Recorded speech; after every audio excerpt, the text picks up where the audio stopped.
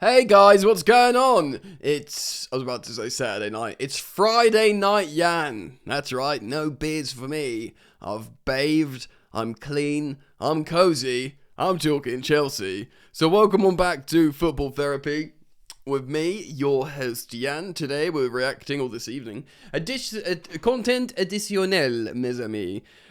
Matt Law has this early evening, just a couple of hours ago, published an article on The Telegraph about Cole Palmer and a little cheeky sprinkle of N'Golo Kante loan availability. Don't mind if I do. React to that. Of course, this Cole Palmer situation has been pretty big because he's been an unhappy boy, probably almost certainly due to his form because he was king of the world and now he's king of the groin injury. Even though apparently he's alright now. We're going to get into it, yeah? It's probably, spoiler, it's probably not going to be a 30-minute video, which a lot of you may be thankful for. But I did want to react to this, yeah? So lock in, as the burnt peanut would say, for those gamers out there. And thanks for joining me, as always, if you're on YouTube. Thanks for liking and subscribing. It is most appreciated. And you can continue to do the good work serving your homeboy Jan by hopping over to Spotify, following Football Therapy Podcast and 5-star rating me. And you can follow it in all your podcast apps, which is the great thing. Aight. Transition. So we are reacting to this.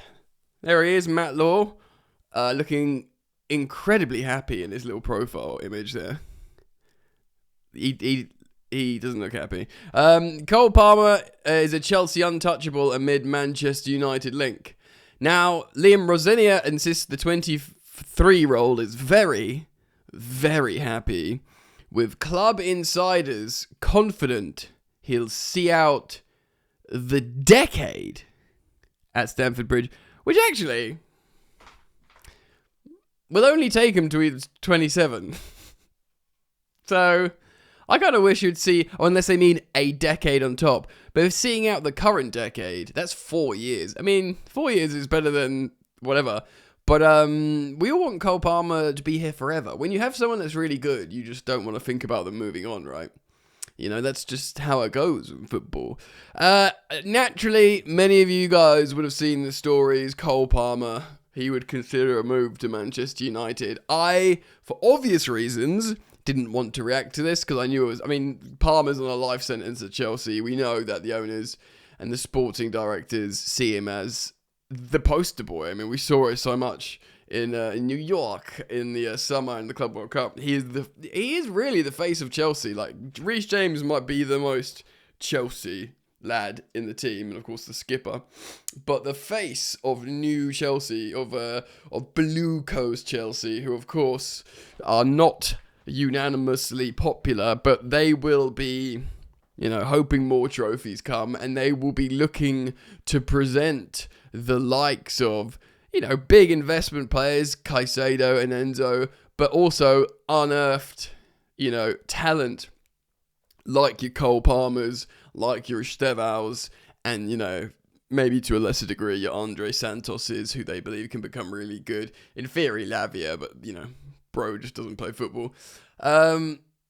So yeah, let's dive in. I'm not going to screen share because it says that I don't need to for this. Cole Palmer writes, Matt Law, is part of a new generation of untouchables at Chelsea. A term that's been used in a lot of stuff. Of course, I've reiterated it in the last friggin' year plus.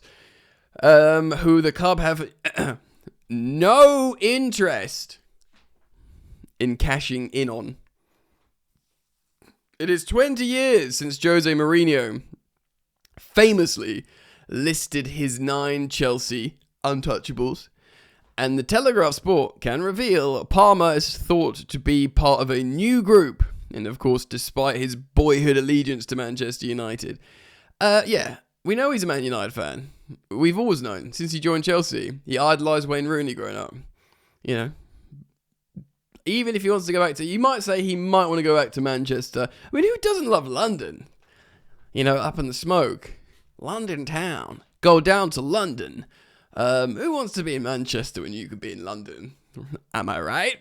Even if he misses home, he can get up there pretty quickly. Also, like, he wouldn't go back to City because, you know, that's done. And Man United are mental, you know? I did wonder a little bit. Again, I didn't believe this story, but Manchester United might become this sort of chaotic transitional ball, not necessarily under Carrick, but the next coach that, you know, Bruno Fernandes can, when he step pads, it might be a kind of thing Palmer would do well in doing, but I just don't think he wants to go, genuinely. So the Untouchables, Palmer has been linked to a move to United, despite the fact he's under contract to Chelsea to 2033. Life sentence, and is not believed to have any clauses in that deal. That's right.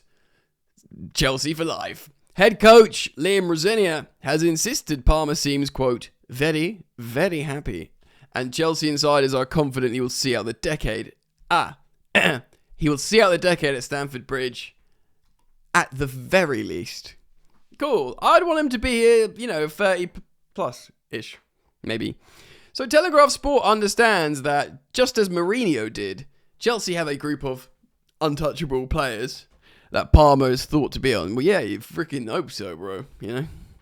It is unknown whether the current group runs to as many as 9, and the identities of all those on it is unconfirmed now. It was easy to have 9 for Mourinho because he had like a freaking Galactico team, didn't he?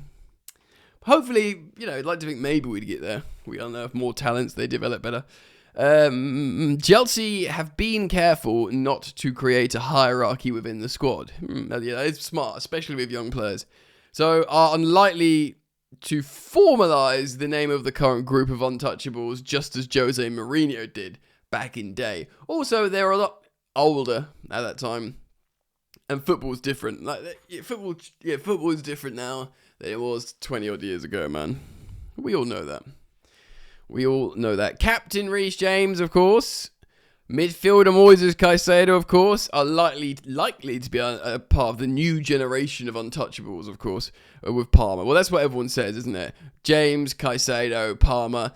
We think probably Levi Colwill as well, because he's quite a leader and he's such a good young centre-back. Possibly others. So Mourinho's list from 2006, for those who want a little tickle down memory lane, included Essien, bit underrated Essien, Makelele, Lampard, Terry, Carvalho, Cole, Drogba, Ballack, and of course Big Pete.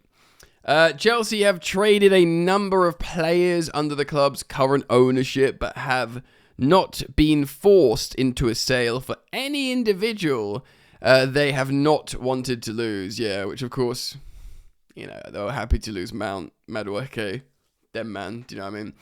Havertz, because they thought the money was right, and, you know, hard player to work out. It's been claimed that Palmer could become unhappy at Chelsea or look to return, home to Manchester, but that has not been communicated by the player himself. It's because he's not, like, smiling on the pitch, he looks frustrated, just all the tabloids get to work, don't they? There's that picture of him in a United shirt, him saying he's grown up a United fan, loves Wayne Rooney, and then people just sort of try and generate stories. People who know there's unrest, they'll try and use it as momentum, you know? Whether it's like anti-Chelsea people or, you know, there are some Chelsea fans that aren't happy with the status quo and they themselves almost would like to stir up trouble to try and exacerbate the situation to insinuate, to start change, to initiate change, which seems pretty crazy, but they do exist.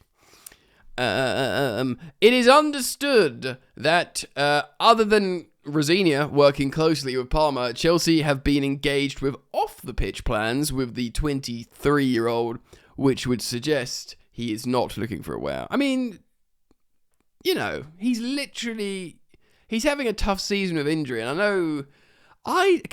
this is my opinion from sort of sense checking. I don't think Palmer was particularly in love with Enzo Maresca. I don't think he had a massive problem with him. We knew he really liked Pochettino because Pochettino sort of let him cook, as it were. I will stay very consistent on my opinion, where I think it hurt Chelsea actually. But he still understands coming to Chelsea was the best thing he's ever done, and he's literally just done main character syndrome Club World Cup win like months ago. Do you know what I mean? And he's still very young. He's just probably bummed out because he's riding this long-term groin injury. He knows he's not in form, and he's probably pranging out about the World Cup squad. It's pretty simple, you know. Excuse me. Asked whether Palmer, who trained on Friday ahead of Sunday's trip to Crystal Palace, is happy at Chelsea. Rosinia said, yeah, I've had many conversations with Cole. He seems very, very happy to be here. He is very, very happy to be here. He's a huge part of our plans in the long term. He's an outstanding player. Every player goes through difficult moments in their careers in terms of injury. I don't think it's any reflection on his qualities. He's an outstanding footballer, of course. Great talker, Liam Rosinia. Palmer has been struggling with a groin injury that has limited his playing time this season, and Rosinia added, my job and the club's job is to get him back in a place where he can consistently perform at the level he wants to. And there was a frustration in the Brentford game, not because he wasn't happy here, because he couldn't perform. Yeah, I think it was Liam Toomey, one of the journalists, saying that I think he was just bummed out that he knows he's not playing like he should.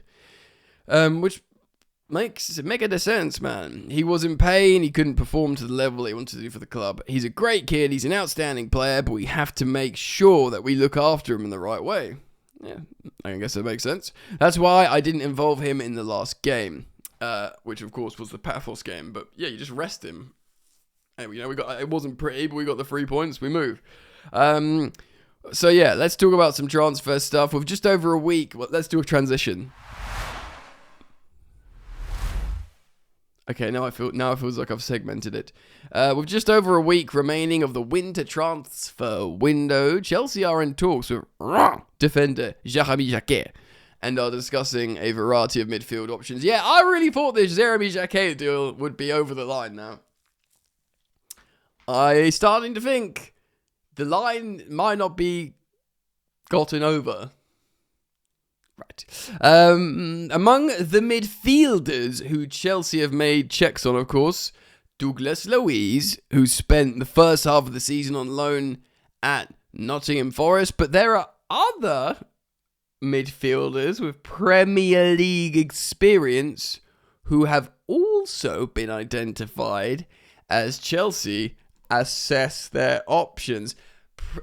Experience, seniority, Premier League experience. Of course, Douglas Luiz has that. I think I did a poll on my Instagram to say what you think. Like 60% said yes, 40% no. Small majority. I get how it's not like... He'd probably be welcomed a lot more than that 17-year-old fullback. Now, that's not fair. Not that that kid won't be welcomed into Chelsea, but like, you know, the news, you know, will be better received.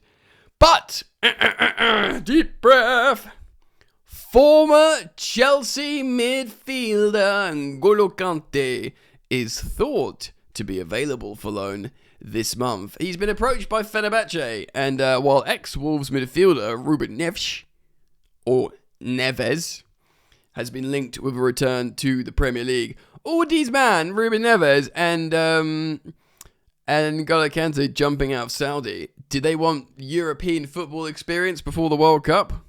Maybe. We'll get back onto Kante in a moment. 1 second. Rosinho said that Dario Sugo suffered an injury setback, but insisted he is satisfied with his current midfield options. He said, look, Dario... Wait, he didn't say look. I said look. And then he said, Dario picked up a really unfortunate injury. He slipped in training and is going to be out for a while. Breda, what is us? Why are we doing this? What's happening? How is this? Oh. He'll be out for a while. Over a month. Great. Which is a real shame because he's an outstanding player and I really want to work with him. Everyone's an outstanding player though, Liam, aren't they? Romeo Lavia is on the way back, which is great. He's very, very, very good player, very high level. Yeah, true. Lavia's ceiling is meant to be hella crazy high, and we've seen good performances from him. You know, it was like Liam Toomey would write articles how he was like the catalyst. Was it Toomey? Someone that he's like the catalyst to make Chelsea play better. But in terms of midfield options, you've got Enzo Fernandez, Caicedo, Santos, Reece James. It's not bad. I've been really clear on this. I don't want to bring any players that don't enhance the group or chemistry that we're building. Kante will only build chemistry. We'll get onto him in a moment. So we have to be very selective of this stage of the season. If we do bring in the right player in a certain position, they have to have a clear impact on the team. Imagine a midfield of N'Golo Kante and Moises Caicedo. Chelsea have been fined 150 grand up for the water ball that was thrown. Yeah, no one wants to see that. Now look. Yeah, I don't know if Matt Law's being a little bit cheeky here, bringing Kante into the conversation, but I'm glad he did, because I'm going to. Yeah? If he can, I can. That's the rules, and I am going to talk about Kante. Like every single one of you watching, I absolutely adore N'Golo Kante, and he's been called up to Didier Deschamps' équipe de français de national. He's been called up to the team again, mate. So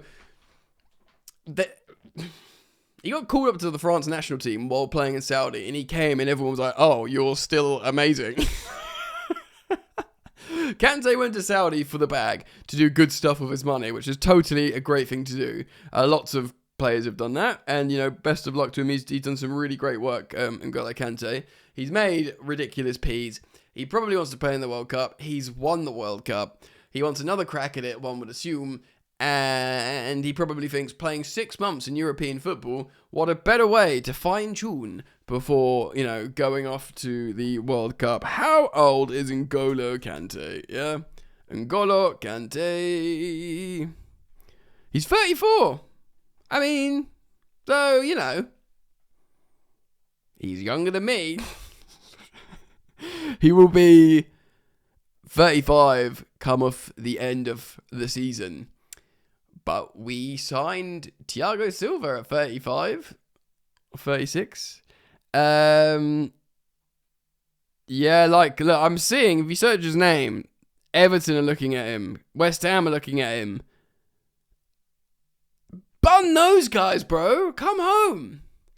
Come to Chelsea. Don't go to get relegated with West Ham. That'd be a horrible time. Also, if either of those teams get Kante, Kante, I don't care, bro. I don't care if he's going to be 35 in March and if he's been playing in Saudi. Kante would save West Ham from relegation. Real talk, homie. Now, honestly, he is so freaking good, Kante, when you watch him on the national team still. I would take him back. Obviously not long term, and, we'd have to pay high wages. He'd probably accept some wage reduction, but, we'd have to give him like 200k a week or something for 6 months. Friggin' do it, bro. Just bring him in. Just bring Kante in. I mean, what a massive PR win for these sporting directors and owners in a world where everyone hates you. Just bring Kante in. Thiago Silva, he's 41, but Kante's 34. And I know he relies on his engine, but just imagine him and Caicedo. I mean, that would be so good. Anyway, let me know your thoughts. Please do leave them down in the comment section below. If you're on YouTube, thank you for liking and subscribing. If you're on Spotify, thank you for following and 5-starring. And, yeah, man, that's pretty much it. Oh, yeah, short form content is available on Football Therapy Clips on Instagram and TikTok, and indeed this channel on the Shorts page. All right, mate. See you in a bit. Peace.